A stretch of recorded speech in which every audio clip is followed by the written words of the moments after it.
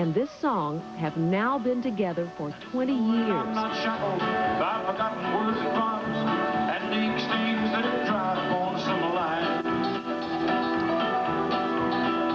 That keeps you off the back road by the rivers of my memory. It keeps you ever gentle on my mind. That's right, it was 20 years ago when Glen Campbell first recorded Gentle on My Mind. Today, it is the second most played song on the radio. I know I need a small vacation,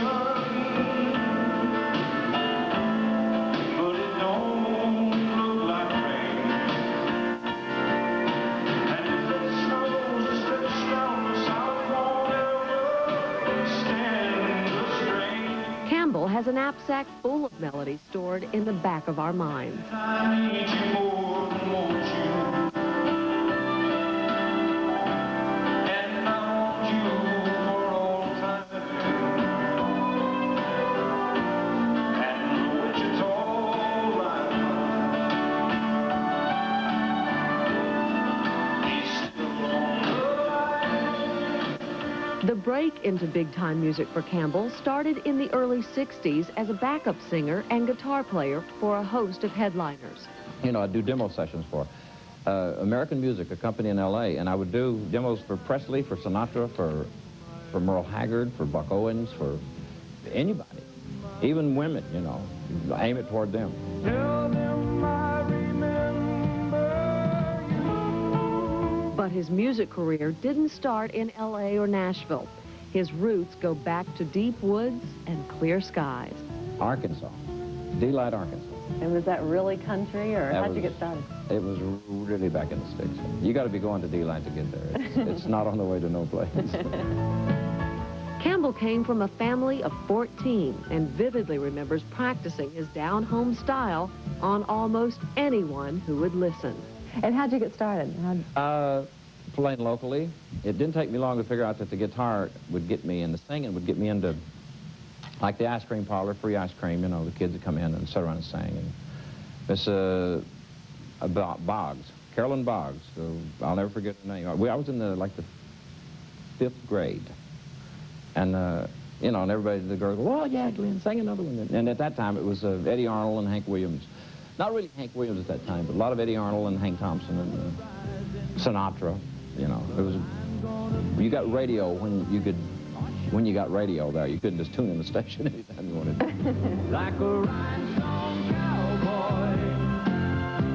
With $300 in his pocket and hell-bent to make it, he left the pool halls and bar rooms and headed for Los Angeles. In a few short years, he became one of the most sought-after session musicians in the business.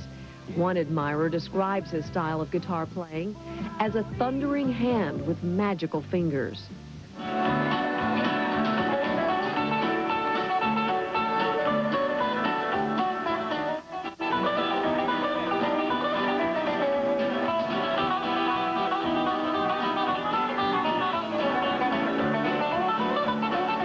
Campbell soon moved from behind the lead singer to center stage himself.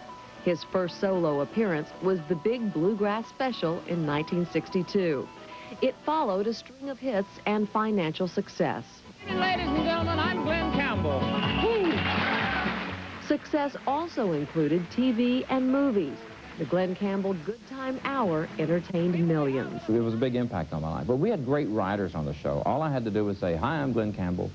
And, you know, but standing up in front of 250 people and saying, hi, I'm Glen Campbell isn't that easy. Or saying, hi, I'm anybody isn't that easy. That's why it sounded so high. But it became a trademark for me. Hi, I'm Glen Campbell. Campbell described his life on the road and in the business as a roller coaster. When he was up, his life was champagne and limos. When he was down, it was booze, drugs, and private disasters. In 1983, sick of the Hollywood high life, Campbell cashed in the hot lights of Los Angeles and moved to Phoenix. As he puts it, to just get back to living. You're a really changed man from what I hear now. But you went through some years that you're not so proud of? Well, no, I'm not. I really don't remember most of them. But no, it's not that I'm not proud of them. Everybody's got to be somewhere. You know, it's like the guy in the closet.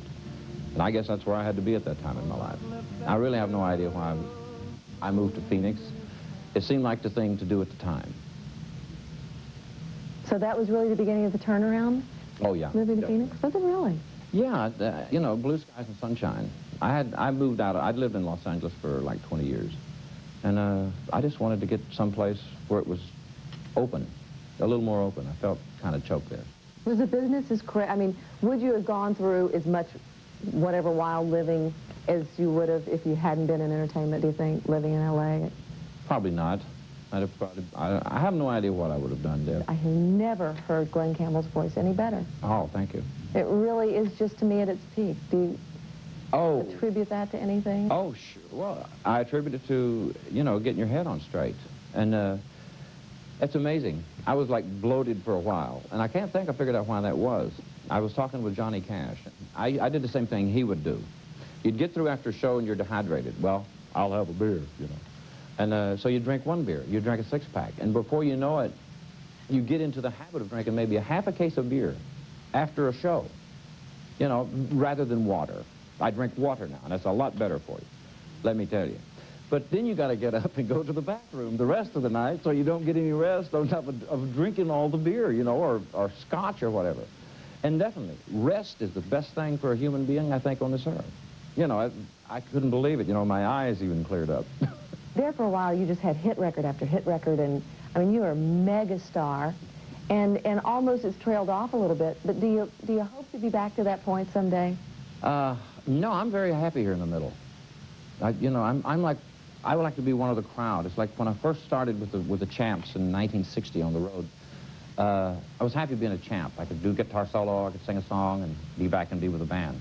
And with the Beach Boys, you know, I was playing bass, singing the high part, so I wasn't a standout. But after the Summer Brothers Smothers show in '68, all of a sudden, here's Glen Campbell out there, bingo, by himself. And you turn around to your right, and there's nobody there. You turn to your left, there's nobody there. And it was scary for me.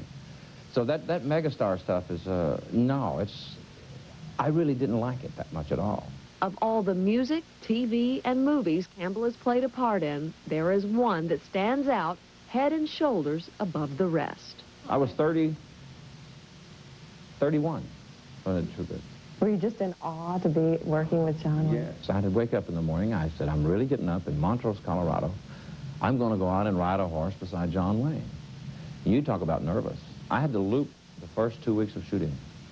You know, because your voice goes way up when you're nervous.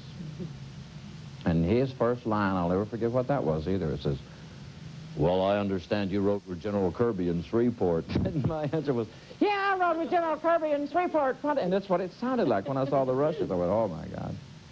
But that ain't my cup of tea. Doing movies is too much like plowing. You know, you get up at 6 o'clock and you get home at 7 o'clock, and then you got to read half of the night to learn the parts. Is your career still as important to you as it once was? Well, I don't really look at it as a career. Music is probably getting more important to me, because I look back at the songs that have stuck. You know, it's like you throw a bunch of songs on the wall, and whichever one doesn't stick, that's the one you pay attention to. When I was doing studio work, I remember the songs that stuck, which was, you know, Everybody Loves Somebody Sometime, or Strangers in the Night, or Sing Me Back Home, the old Merle Haggard stuff. And whether they were country, pop, rock, or the Beach Boys stuff, you know. I remember when we did the Help Me Rhonda, I thought, boy, what a good song that is. And it's, I don't know, it's just songs that stick. At 49, Campbell shows no signs of slowing down. And there is another Campbell on the horizon, ready to carry on the musical tradition. His daughter, Debby, is now singing in the same style and manner as her father, and hopes to launch a successful career of her own in the near future. All I want is to forget